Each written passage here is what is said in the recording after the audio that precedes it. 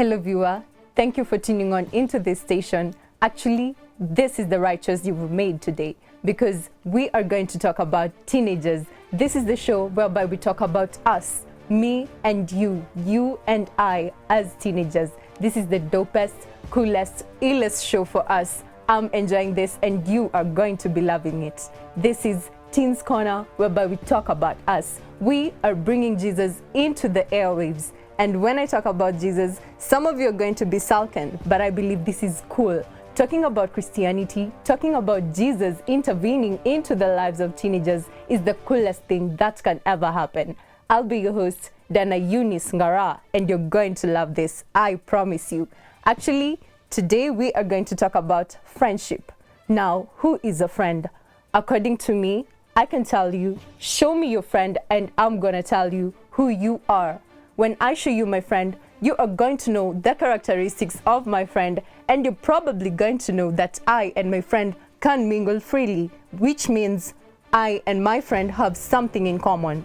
Now, when we look at the Bible, when I talk about the Bible, all teenagers go sulking, they dump up, and most of you are just going to go dump about everything.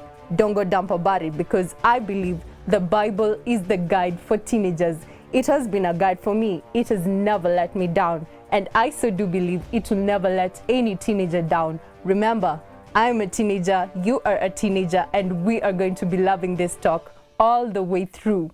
Now we're going to turn to the book of 1 Samuel, chapter 23, verse 14 to 18. This book talks about Jonathan and David, how they were friends. Now look at Jonathan.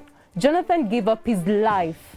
He even let go of the father just to be with David, just to encourage David during his hard times. Now look at this. I have a friend, and this friend is by me, by my side, every step of my life.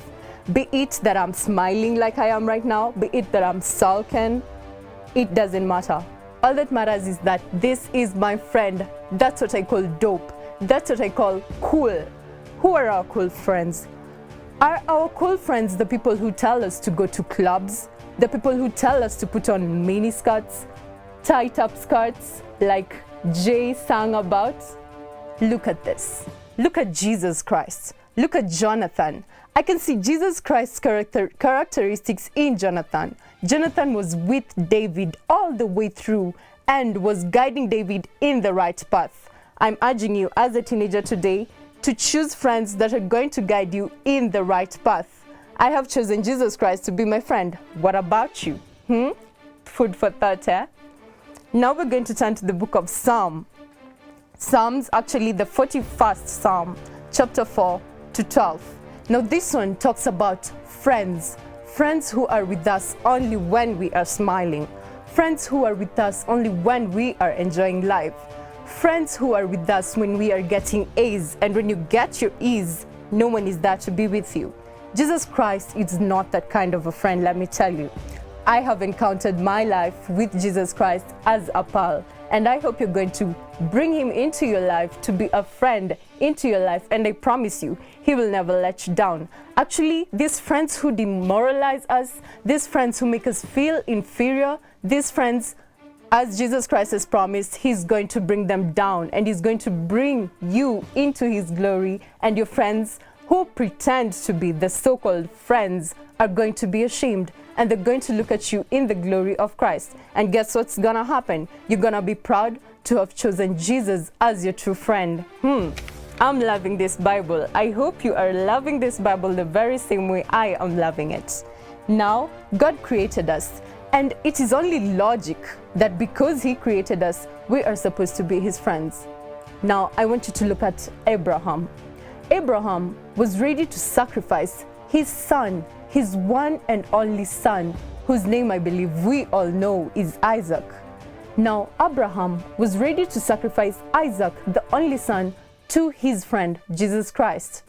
Actually, he was ready to sacrifice this son, who was the only son, showing that we as friends are supposed to be ready to give up everything in order to present our loyalty to our friends.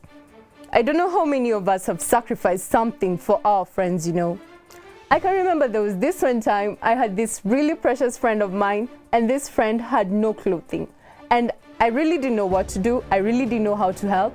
This friend needed clothing. I had so many clothes, but then I couldn't offer these clothes to this friend because I really treasured my clothes. And right now, I'm just picturing myself right now in that very situation. And in this very situation that I am in right now, I have what I can really present to this friend to show my loyalty, but then again, I'm not ready to sacrifice it for this friendship. But then again, I'm looking at Abraham. Look at Abraham. He was ready to sacrifice his all to Jesus Christ. This is going to be a big challenge for us right now here. You know, most of us are never ready to sacrifice. We are never ready to sacrifice. That is a fact. When I look at the teenagers today, not judging them, but stating the facts, I can say we are never ready to sacrifice. We are not ready to sacrifice our time. We are not ready to sacrifice our efforts. We are not ready to sacrifice our materialistic things, the material things that we own. We are not ready to sacrifice them. Our friends need our time. When they are undergoing their turmoil times, they need our time. We need to sacrifice our time and give it to them. Actually, it shows that we love them. I mean, why do you call this person a friend when you do not love him as a friend or her as a friend? You need to be ready to sacrifice. It's all about sacrifice. It's all about love. Look at Jonathan and David. Jonathan surrendered his all. Remember, Jonathan was a prince, a whole prince, sacrificing his all to such a shepherd as David. Oh my God, this is beautiful. I am loving this Bible because it teaches me very much. It teaches me very much. As I said it before, show me your friend and I'm going to show you who you are. And actually, from my very lovely notebook, I'm going to read you one thing I wrote. The next time you experience bitterness in friendship, you should learn to be a better pal yourself. Don't look at the bitter friends that you have. Don't look at that person who shuns away from you when you're at your very desperate moments. Don't look at that person. Look at yourself. When you see that one person is not really doing everything that a friend should do, picture yourself. Picture yourself in that person and try to compare and contrast. And you should be able to have that IQ to tell yourself, am I like this person to other people, or am I better than this person? And if you realize you're actually better than this person who pretends to be your friend and only evades away from you when you're in your turmoil times, just pray to God. I believe in prayer. And when you talk about prayer, of course, again, Teenz go sulk and all about it. But then again, just take this moment, go on your knees and pray to God. It really does help because it has helped me. And right now, I'm able to differentiate between a good friend and a bad friend. And I thank Jesus Christ because he's been able to be one of my very best friends. Even though the earthly people may despise you and everything, I believe Christ does not despise us. And let me tell you one thing, teenagers. I have a friend, you have a friend. Our friends are actually the people who influence us. It's all about influence. I've talked about influence. Influence. When you stay with the person, it's either you will influence the person or this person will influence you. Now let me tell you the story of a cub and a dog. Actually, as we all know, people say a dog is a man's best friend. Now, there was this cub that was found by a dog, and this dog had to adopt the cub because the lioness had gone to wherever God knows.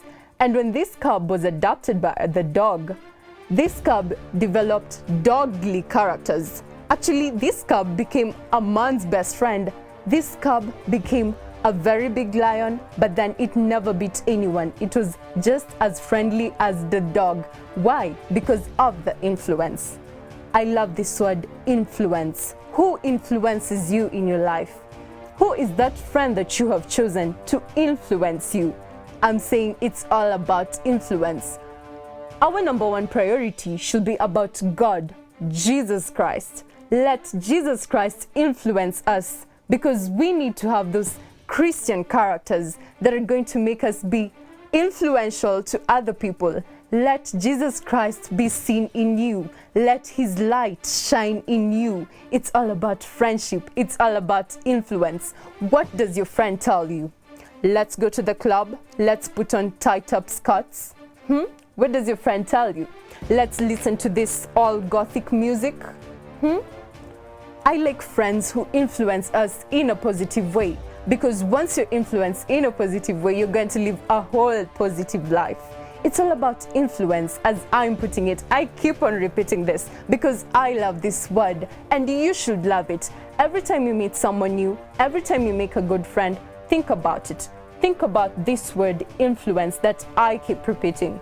Just think about influence, because influence is all that matters in our lives. I was your host, Diana Ngara, and I thank you for joining me. Actually, to wrap this all up, we should just invite Jesus Christ into our lives.